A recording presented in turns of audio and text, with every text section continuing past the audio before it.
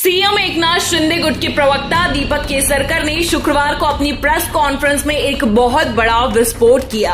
उन्होंने कहा कि पिछले साल पीएम नरेंद्र मोदी से मुलाकात के बाद अगले 15 दिनों में उद्धव ठाकरे सीएम के पद से इस्तीफा देने वाले थे और बीजेपी से गठबंधन करने वाले थे, लेकिन ऐसा बीजेपी नेता नारायण राणे की वजह से नहीं हो सका। उद्धव ठाकरे ने पीएम मोदी को कहा था कि उनकी कुर्सी पीएम मोदी से व्यक्तिगत और पारिवारिक संबंधों से अहम नहीं है।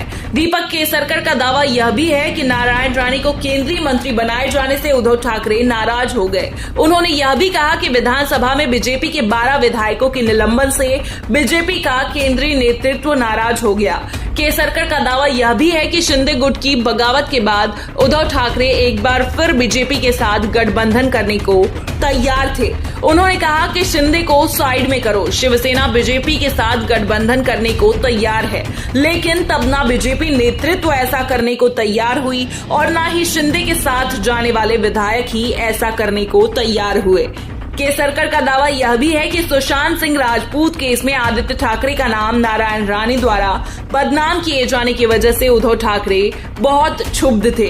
बीजेपी के कई नेता भी बिना आधार के आदित्य ठाकरे का नाम उछाले जाने से सहमत नहीं थे। केसरकर का यह भी कहना है कि अगर उनकी बातें झूठी साबित हो गई तो वे सार्वजनिक जीवन से संन्यास ले लेंगे। शिवसेना ने दीपक केसरकर के दावों को सिरे से नकार दिया है। आदित्य ठाकरे ने इस संबंध में अपनी प्रतिक्रिया देते हुए कहा, 3 पार्टियां बदलने के बाद चौथी पार्टी में एंट्री मारने के लिए उत्सुक लोगों पर कितना विश्वास रखा जाए, इस पर विचार करने की जरूरत है।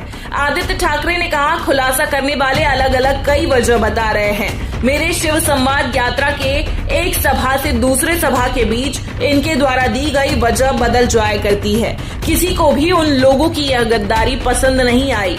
कई लोग एक पार्टी से दूसरी पार्टी में पहले भी गए हैं, लेकिन उनमें ऐसा करते वक्त इस्तीफा देने का नैतिक बल रहा करता था। अगर आपको उधर रहना है तो रहें, लेकिन विधायकी से इस्तीफा दें, चुनाव लड़े, जनता जो फैसला करेगी वो स्वीकार होगा। यह गद्दारी गलत है। जिनको ऐसा लग रहा है तो उनके लिए मातोश्री के दरवाजे हमेशा के लिए खुले हैं। ये सरकार असंवैधानिक है। ये लोग इसी तरह मुद्दे बदल बदल कर लोगों में गलतफहमियां पैदा करने की कोशिश करते रहेंगे। Bureau report, anti corruption news.